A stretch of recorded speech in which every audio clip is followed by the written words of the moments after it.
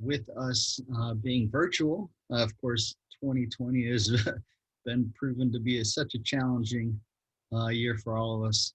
And today we are going to be talking about our report cards, and more so, we are talking about our CMAPs. And let me go ahead and pull the screen up here for us. With our CMAPs, this is our Section 8 management program, and this is the assessment program, how we actually are going to be doing the assessments for this. And I just want to make sure that we are sharing it with everybody.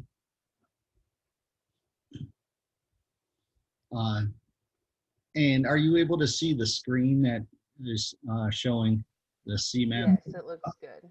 Awesome. All right. And again, there's my name. I'm David Boudreau. I'm one of the portfolio management specialists in the San Antonio field office. I'm not sure if any of you are with us or from the San Antonio office, but we're all in this together here. We are going to break down what exactly is the CMAP and how it works and how we're able to use this not only to improve our performance within the housing authority, but also to meet everyone's mission objective of decreasing the rate of homelessness within our housing authorities. With our CMAP, our quick overview, the CMAP does establish a system for HUD to measure the PHA performance within the voucher programs, not so much just the Section 8, but all the voucher programs, and assign performance ratings.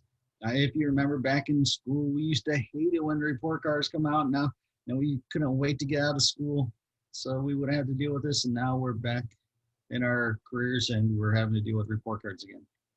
But this is a way that we're able to judge and show where we're at with our performance. There are 14 key indicators for a total score of 100, above 100. We do have a 15th one, and we're going to be discussing that one in a little bit as well. So without further ado, we're going to look at our CMAP rating. Now, we do have the high performers, the CMAP score of 90% or higher. 90 or higher is going to give us that high performer. Of course, this is something that we'd all like to strive for. And of course, I think we can all agree that every one of the board members would wish we were hitting the high performer rating as well. And so this would be something that we can set our goals for. And throughout this entire time, I'm going to stress one thing: make sure you're keeping in contact with your contacts at the field office, because you're not out there alone. We are here to support you. We're here to assist you. And so anything that we can do to help you improve your scores, that's what we're here for. Standard performer score of 60 to 89. And this is where a lot of people are falling into. It's letting us know that that all the standards are being met, as well as it may identify some areas that we can improve on, as well as some other areas that we may want to focus more attention on. And of course, 59 below, this will be the troubled performers. We want to try to avoid this, of course, and I don't think anyone wakes up and says, I can't wait to see how many people I can put out on the streets. So we want to make sure that using this, we're doing what we can to get above that troubled status. So we discussed that there's 14 indicators throughout the CMAP. The first 8 indicators, this is going to be self-certified by you there at the PHA. Indicator 1, selection from the waiting list. Indicator 2, the reasonable rent.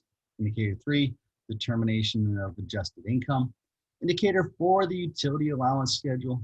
Indicator 5, the HQS quality control inspections. Indicator 6, the HQS enforcement.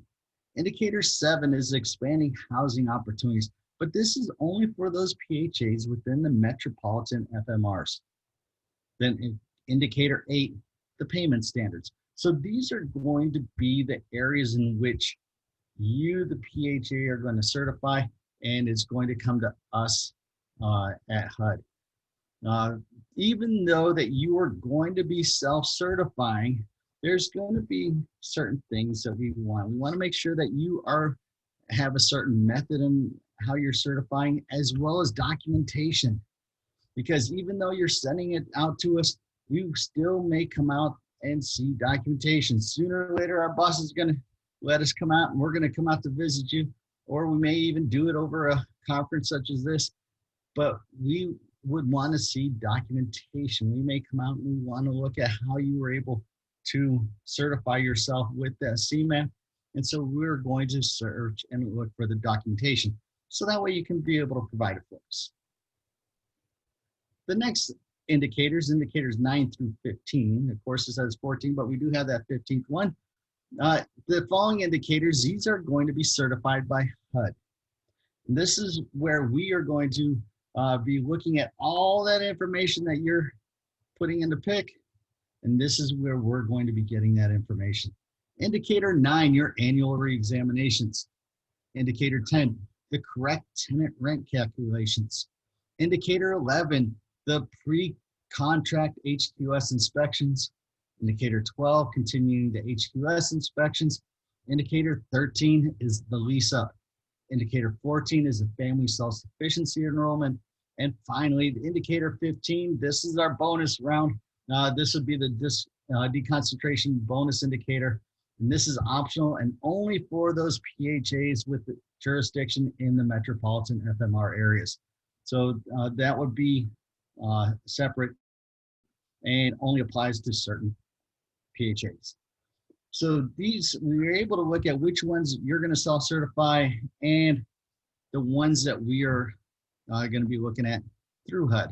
So let's break it down by each one and how it's going to be scored and ways that you can possibly improve that score. Indicator 1 is the selection for the waiting list. It's 15 possible points.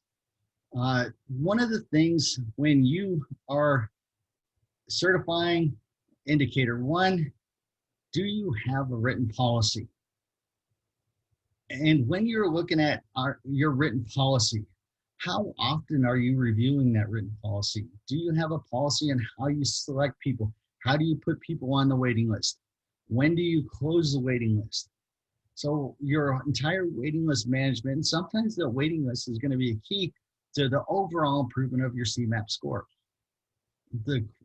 So take an opportunity and frequently look at that policy, maybe have some training with your employees on that policy or the ones that are working within the voucher program. And so that way everyone's familiar with that policy on the waiting list.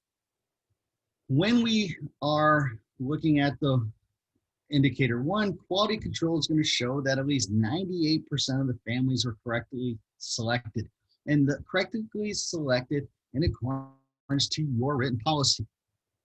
When we are looking at indicator 1, and soon as we move to indicator 2, what methodology do you have for your quality control? Are you staying consistent? How do you select which ones you're going to choose? Recommendation I like to throw out is print out the list. Highlight the names in which you select for your quality control. Are you selecting each 3rd person, each 5th person, each 10th person? Now we know that depending on the size of your housing authority, you may have as little as 50 or you may have 500. So if you have a smaller PHA with less vouchers, then it may be very easy to go through 50 different vouchers. But if you have one of those larger housing authorities and you have 500 vouchers, well, going through each one may be a little bit more difficult. So how are you going to choose which ones? Again, that goes back to your methodology and being able to document and show why you chose certain ones and how you came across that. So indicator 1, selecting the waiting list, and again, that's 15 possible points. So moving on to indicator 2, the rent reasonableness, 20 possible points. Now as you're going through, you're able to start calculating how many points you're earning and the score you're going to be having. With 20 possible points, the PHA has a written method and implements rent reasonableness policy. Again, it goes back to what do you have written down, and are you following the written policy that you have? The quality control sample shows that the PHA follows its rent reasonableness method as required for 98% of the units sampled. Again, making sure that you're able to follow that policy, documenting how you did your checks. So making sure that you have that documentation, making sure that you go through and doing it on a frequent basis. So that way, you know exactly when the time comes that your scores are going to be appropriate. Indicator 3 is determination of the adjusted income. 20 possible points. The quality control sample shows that the adjusted income is correctly verified and determined for at least 90% of the units sampled. So making sure that we're determining the adjusted income, making sure that when we are doing our examinations that we're giving the right income. Indicator 4, the utility allowance schedule. 5 possible points. The PHA maintains an up-to-date utility allowance schedule in accordance with 24 CFR 982.517. Again, making sure that you do have an up-to-date utility allowance. Now, remember that if there's an adjustment of more than 10%, then we need to be making those adjustments. So remember that 10% when we're setting up and maintaining our up-to-date utility allowance. On indicator 5, the HQS quality control inspections, 5 possible points. The PHA supervisor re-inspected sample units for quality control of HQS inspections in accordance with the CFRs. How are we going back and making sure that the units are meeting the quality control of the HQS inspections? Just like everything, us as supervisors, managers, the executive directors, we want to make sure that the jobs are getting done. Making sure that we're re-inspecting and taking samples. How are we choosing those samples? Again, it goes back to that methodology and the documentation to show that yes, you did go back and you did do the quality control of the inspections that were being done. Indicator 6, the HQS enforcement. 10 possible points. The quality control of failed HQS shows that all deficiencies were corrected in accordance with 24 CFR 982 and in at least 98% of the cases sampled. Indicator 6 is that your HQS enforcement. Maintain your QC documents. Maintain, again, documentation. Documentation is going to be one of your keys. How are you going back to ensure that information and items that needed to be corrected were truly fixed? And so this is, make sure you maintain the list of what the discrepancies were, and when you went back to make sure that they are corrected, that we have that documentation. And so in at least 98% of the cases, making sure that those failed items have been corrected. Indicator 7, expanding the housing opportunities. Now this is only for PHAs within the metropolitan FMRs. There's 5 possible points, and the PHA maintains a written policy to encourage participation of owners outside of poverty and minority concentration areas.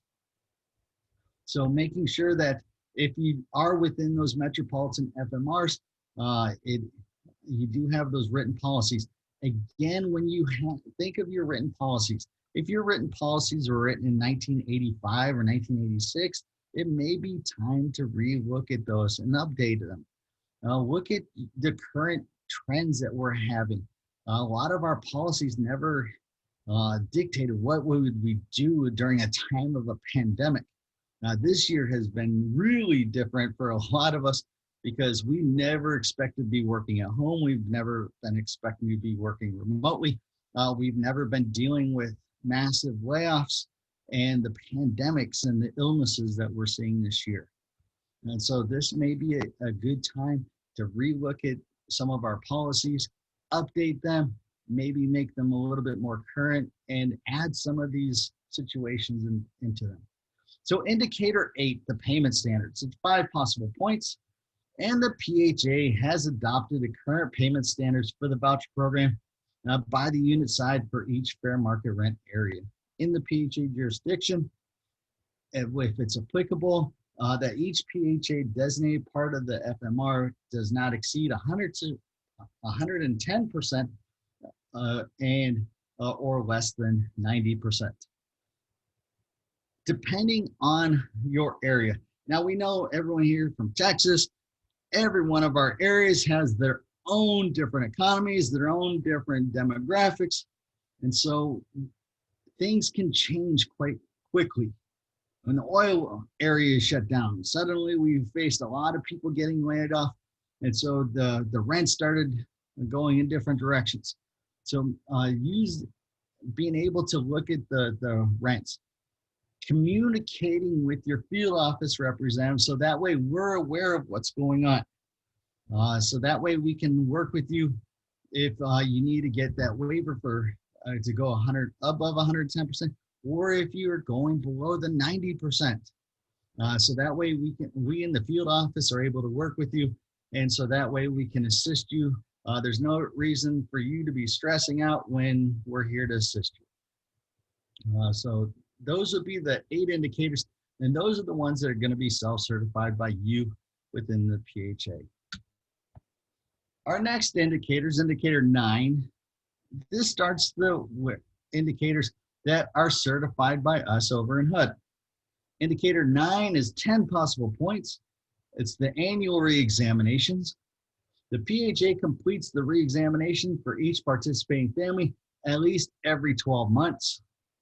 The percent of families with reexaminations overdue, and we look at those that are overdue by 2 months or more.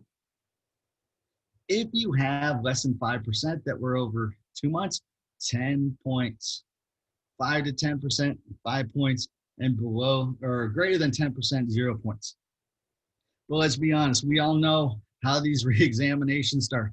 About 2 months before the reexamination, you see your tenants and you're telling them, hey, get with us so that way we can do our reexaminations. And they're so happy because you reminded them about their reexaminations. They can't wait to come in and visit with you. Well, 4 weeks later, you're calling them up and leaving messages. We still got to get this done. Make sure you call me so that way we can book you an appointment. Based on our current working, we need to have an appointment. 2 weeks later, 2 weeks before the examination's due, you're sitting out in the parking lot. You're trying to call them up. You're telling your maintenance guys to go by and see if anyone still lives there because they're not returning the calls. With the reexaminations, a lot of times this is very time consuming because you're having to track people down. And so setting up schedules, setting up opportunities, trying to book appointments with the tenant so that way we're able to make this as seamless as possible.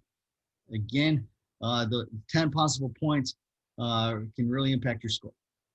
Indicator 10, the correct tenant rent calculations.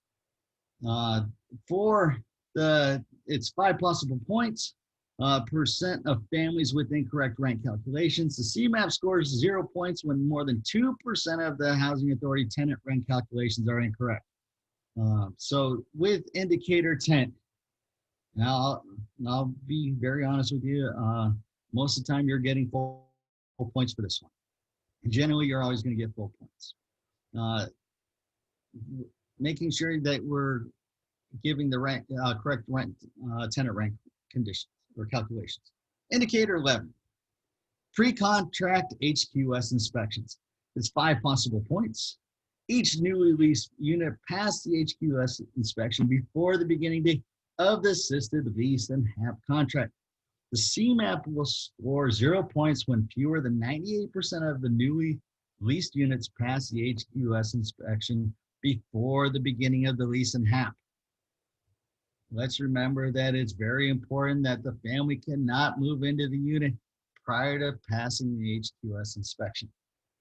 And so when we are looking at those pre-contract inspections, making sure that everything gets fixed before we're having the tenants move in. Indicator number 12, continuing HQS inspections. There's 12 possible points. The PHA inspects the unit as required.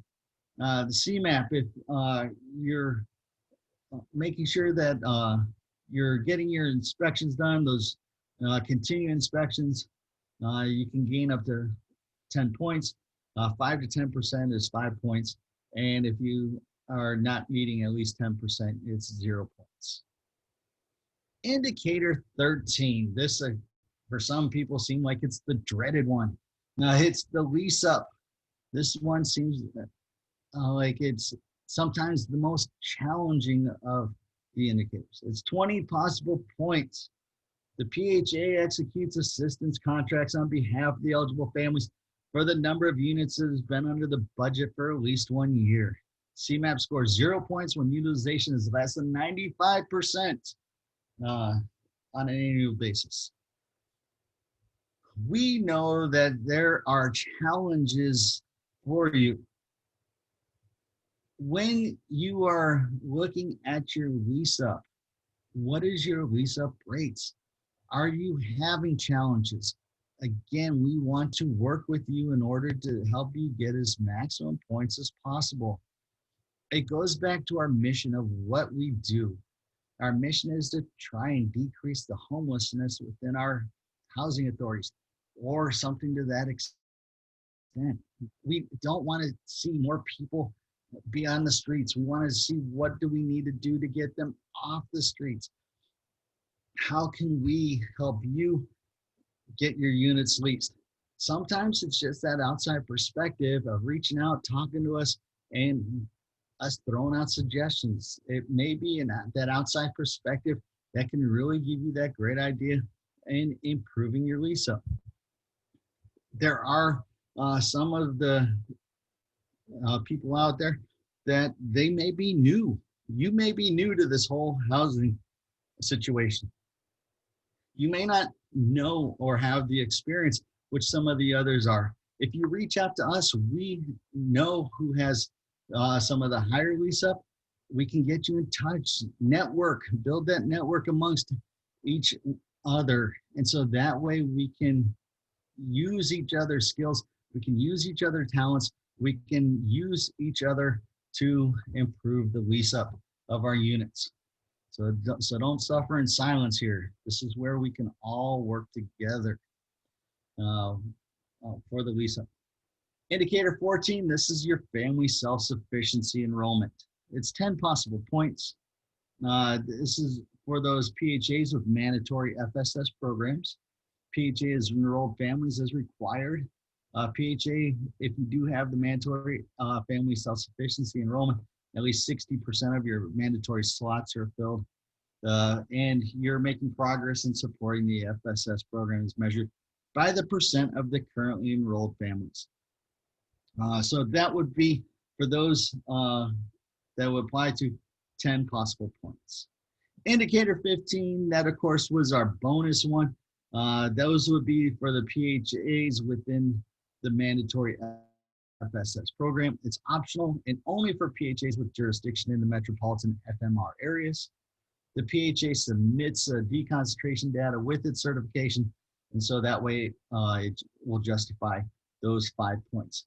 So those are going to be the indicators of the CMAP. How can you, as the PHA, use the CMAP report? Now, of course, we know it's the report card. It shows whether you're the high performer, the standard performer, or those within that may be in troubled status. Being able to use the CMAP report, taking that, using it to conduct your self-assessments, being able to look at where you're at. The CMAP indicators are going to focus directly on operational performance, how you're performing within your voucher program. It's going to offer the PHA information to conduct self-assessments throughout the year.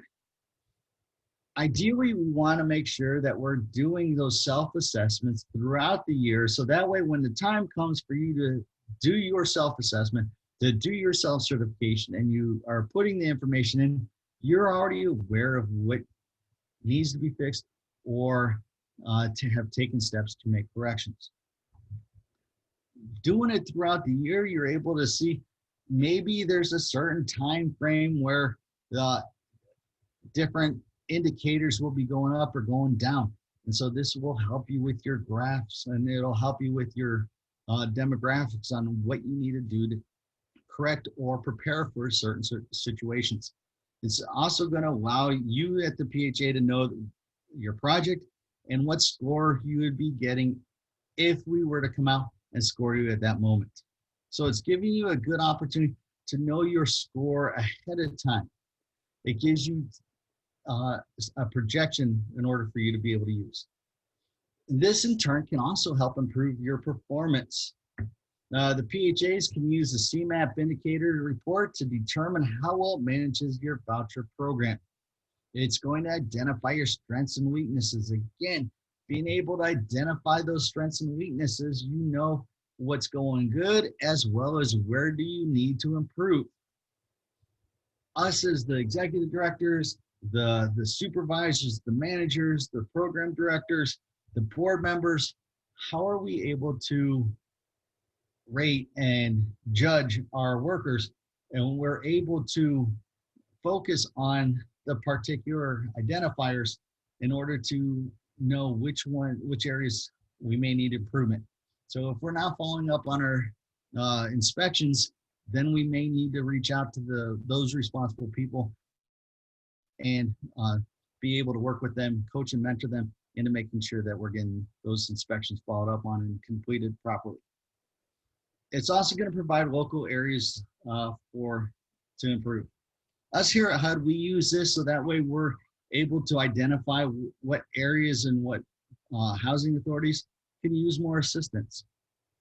Those ones that are doing well as those which are maintaining the standards. So it's important for us all to be familiar with the Semap report as well as know how it's used and how we can use it to improve ourselves. At this point, we're going to open it up to any questions or discussion. I do have my personal contact information there. There is my email address as well as my work phone number. That work phone number does go to my desk. I do check my voicemail every day. Normally around noontime, lunchtime, I'll check and reach back out if you do have any questions. We are always available for you. I'd strongly encourage you reach out to your point of contact within your field office, but at any time, there is our contact information, my contact information. Feel free to reach out to me as well. We are going to open up to any questions. Like we said earlier, just unmute your mic and we'll be able to help you out. Again, if I don't have the answer for you, I'll be more than happy to write down and get back with you, or you can simply email it to me and I'll be more than happy to get that out to the rest of the people. All right, any questions?